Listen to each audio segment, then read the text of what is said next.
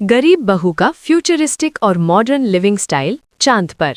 University का main hall, result board के पास भीड़ है। सौरभ और दिशा अपने रिजल्ट्स चेक कर रहे हैं। दिशा देख, ऊपर देख, सौरभ खन्ना और दिशा कुमार ग्रेड A+ के साथ हम दोनों ने यूनिवर्सिटी टॉप किया है।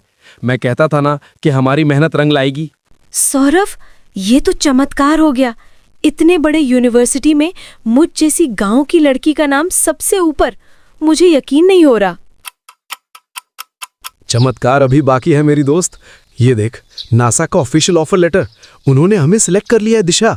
हमें अमेरिका बुलाया है स्पेस और टेक्नोलॉजी पर रिसर्च करने के लिए। हम अब साइंटिस्ट बनने जा रहे हैं। तभी दिशा लिफाफे को पकड़ती है। उसके हाथ कांप रहे हैं। वो खुश होती है, पर अगले ही पल उसका चेहरा उतर जाता है। सौरभ, अमेरिका, नासा, ये तो सपने जैसा है सौरभ, पर शायद ये सपना ही रह जाएगा। क्या मतलब सपना रह जाएगा? पागल है क्या? लेटर तेरे हाथ में है, टिकट्स बुक करानी है और अगले महीने हम फ्लाइट में होंगे। तू सैड क्यों हो रही है? सौरभ, तुम अमीर घर के हो, तुम्हारे लिए टिकट के पैसे एक मामूली बात होगी, पर मेरे पिता कुमार जी दिन भर धूप में खेत में पसीना बहाते हैं, तब जाकर 2 वक्त की रोटी मिलती है। उन्होंने अपनी जिंदगी भर की कमाई एक एक रुपया जोड़कर मुझे इस यूनिवर्सिटी में पढ़ाया, ताकि मैं गांव का नाम रोशन कर सकूं। अब मैं उनसे अमेरिका जाने के लिए लाखों रुपए कैसे मांग सकती हूँ? उनके पास तो बेचने के लिए अब कुछ बचा भी नहीं है। दिशा, तुम बहुत ज्यादा सोच रही हो। करियर का सवाल है, अंकल जी मना नहीं करेंगे। मना करने की बात नहीं है सौरभ, औकात की बात है। मैं एक गरीब किसान की बेटी हूँ।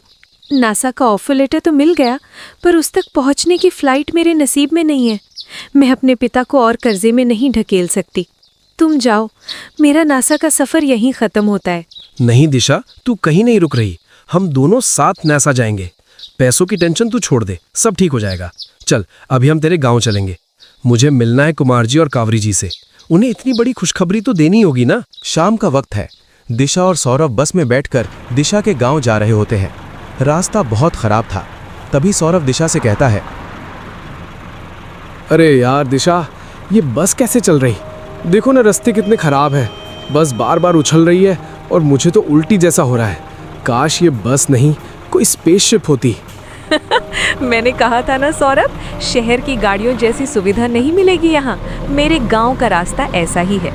तुम तो यूनिवर्सिटी में बहुत स्टाइलिश बनते हो, यहाँ की धूल झेल पाओगे? अरे तुम्हारा दोस्त बहुत सख्त है दिशा, और वैसे भी तुम्हारे साथ सफर कर रहा हूँ तो ये झटके भी म्यूजिक लग रहे हैं। वैसे एक बात बताओ, तुम्हारे पापा गुस्से वाले तो नहीं है ना? कहीं मुझे देखकर लाठी ना निकाल ले। नहीं, वो बहुत भोले हैं, बस थोड़ा कम बोलते हैं। यूनिवर्सिटी में भी तुम हमेशा मेरे आसपास रहते थे। लोग पूछते थे कि इतना अमीर लड़का इस गरीब लड़की के साथ क्यों घूमता है। आज वही अमीर लड़का मेरे कच्चे घर जा रहा है। अजीब लग रहा है। दोस्त अमीर या गरीब नहीं होता दिशा, दोस्त तो दोस्त होता है, और तुम मेरी सबसे खास दोस्त हो। बस ये ध्यान रखना कि वहां जाकर मुझे भैंसों का दूध निकालने पर मत लगा देना। वो तो वक्त बताएगा सौरभ।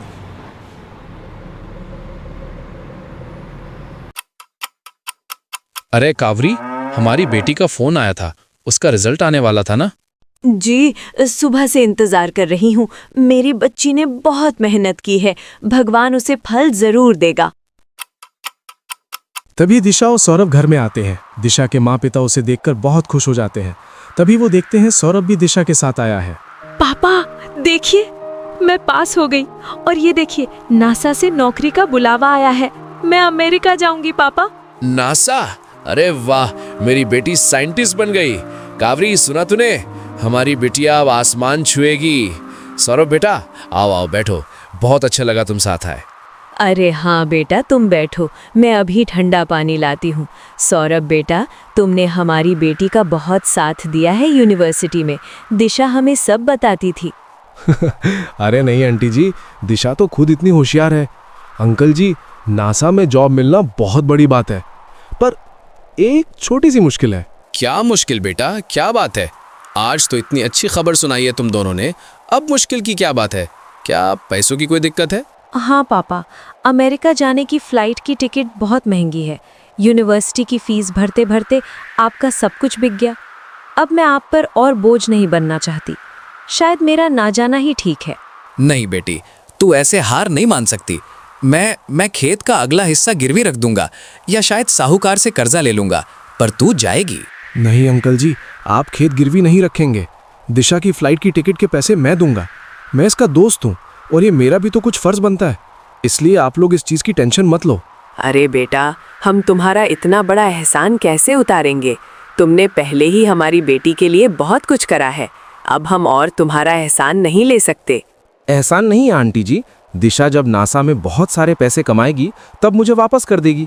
अभी बस इसे जाने की तैयारी करने दीजिए।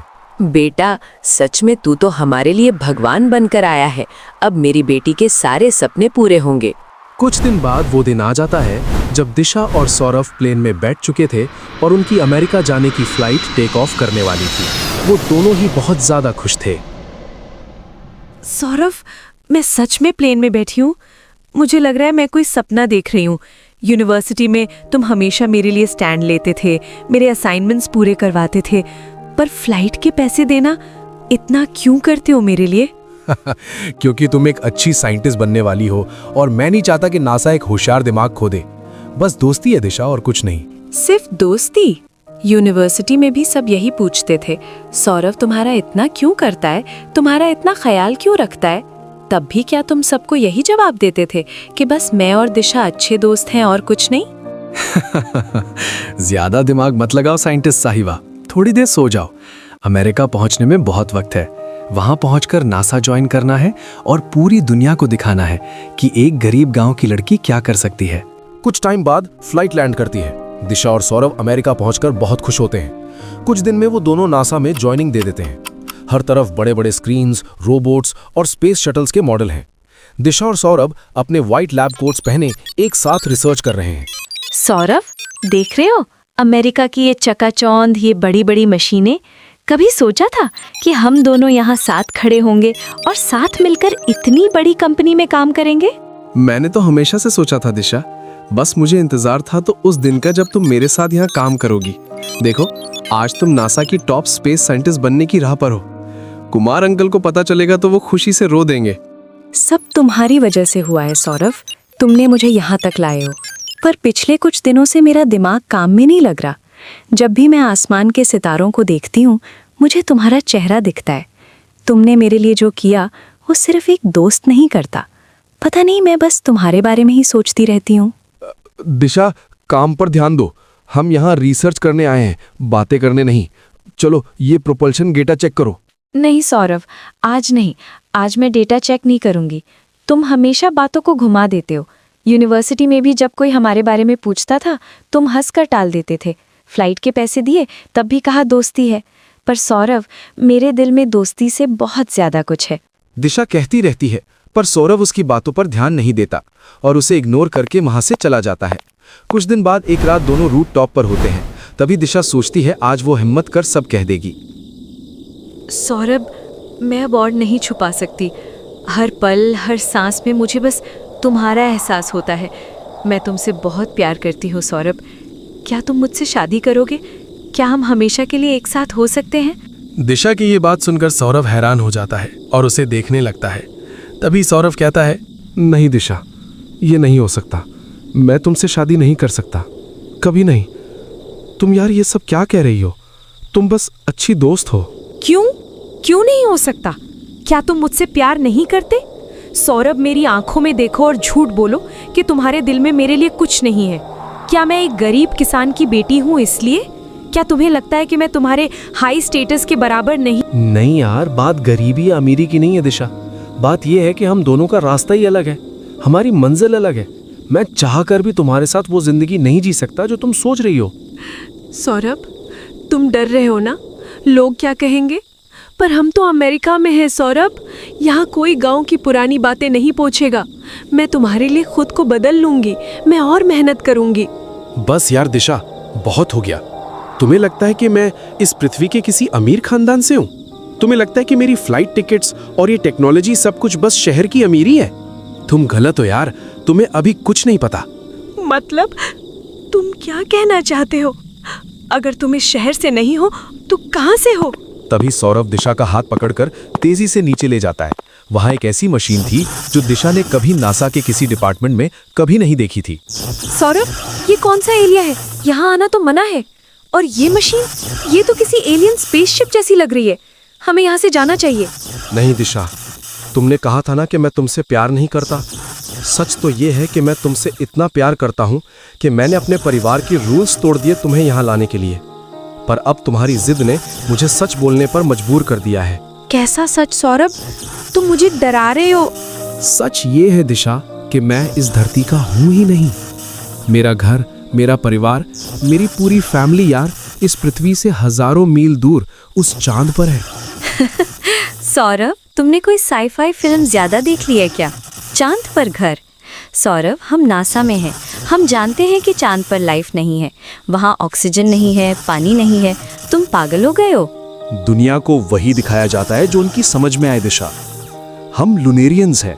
हमने चांद के अंदर एक ऐसी फ्यूचरिस्टिक दुनिया बनाई है जहां टेक्नोलॉजी पृथ्वी से हजारों साल आगे है। तुमने पूछा था ना कि मेरे पास इतने पैसे कहां से आए? नासा हमें नौकरी नहीं देता दिशा, हम नासा को टेक्नोलॉजी देते हैं। मतलब तुम मजाक नहीं कर रहे? हाँ दिशा, अब चलो मेरे साथ। ये टेलीपोर्टेशन कैप्सूल है, इसमें बैठो और देखो कि तुम्हारा दोस्त असल में कौन है। मैं तुमसे प्यार करता हूँ यार, इसलिए अब तुमसे कुछ छुपा नहीं सकता। उसके बाद सौरभ दिशा के साथ टेलीपोर्टेशन मशीन में बैठ जाता है। दिशा नहीं जानती थी क्या हो रहा है। तभी मशीन स्टार्ट होती है और एक तेज लाइट निकलती है। कुछ ही टाइम में दिशा और सौरभ चांद पर पहुंच जाते हैं। दिशा को यकीन नहीं हो रहा था कि वो सच में चांद पर है। ये मेरा घर है दिशा, मून सिटी। और वो देख रही हो सामने, वो मेरे माँ बाप भाई और भाभी का फ्यूचरिस्टिक महल है। अब बताओ, क्या एक गरीब गांव की लड़की इस चांद की रानी बनना पसंद करेगी? अबे यार, मैं क्या देख रही हूँ? मुझे अपनी आंखों पर भरोसा ही नहीं हो रहा। एक मिनट, क्या मैं सच में चांद पर आ गई हूँ?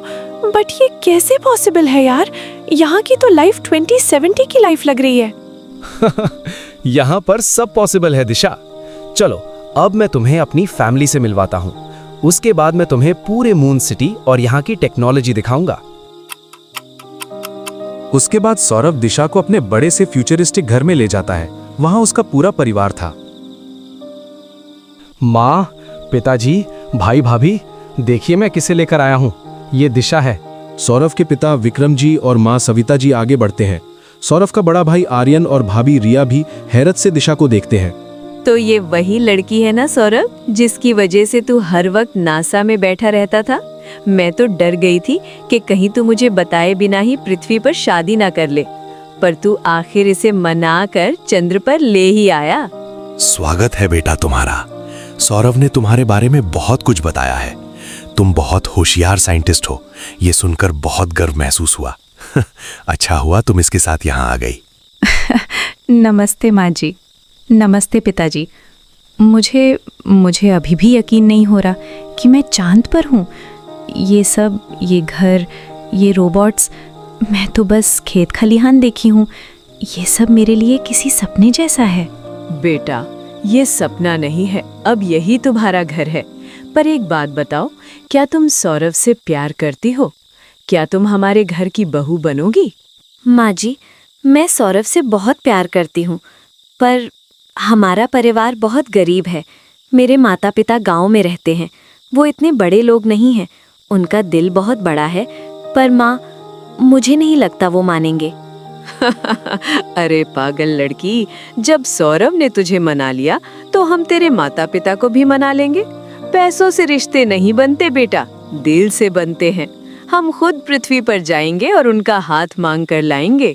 हाँ ना, ठीक है माँ पिताजी, अगर आप लोग रेडी हैं तो हम अभी टेलीपोर्टेशन मशीन से पृथ्वी चलते हैं। हम दिशा के माता पिता को मना कर ही वापस आएंगे। अरे वाह सौरभ, इतनी भी क्या जल्दी है?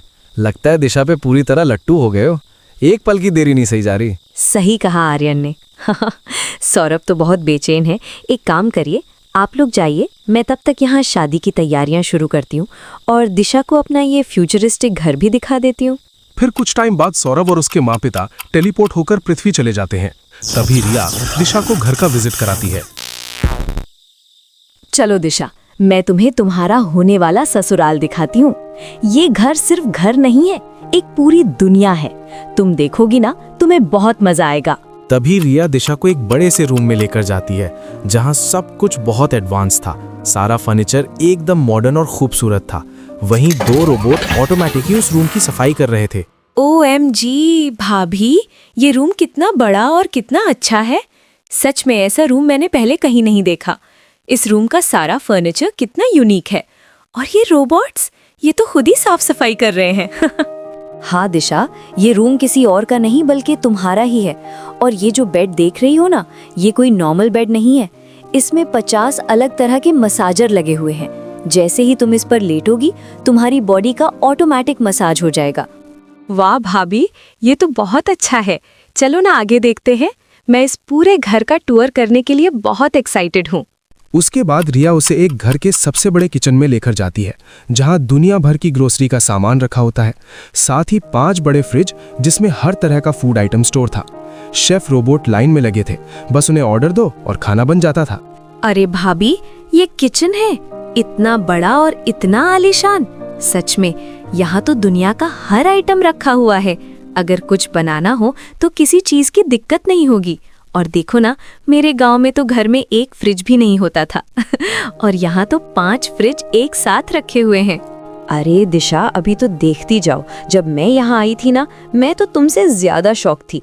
ये घर इतना अच्छा है और ये शेफ रोबोट्स हैं। हमें खुद खाना नहीं बनाना पड़ता, बस रोबोट्स को ऑर्डर दे दो, वो खुद बना देते हैं।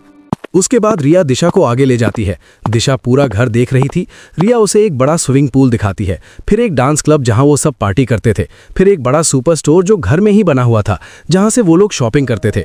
दिशा इतने बड़े फ्यूचरिस्टिक घर को देखकर बहुत हैरान थी और साथ साथ खुश भी थी क्योंकि वो इस घर की बहू बनने वाली थी।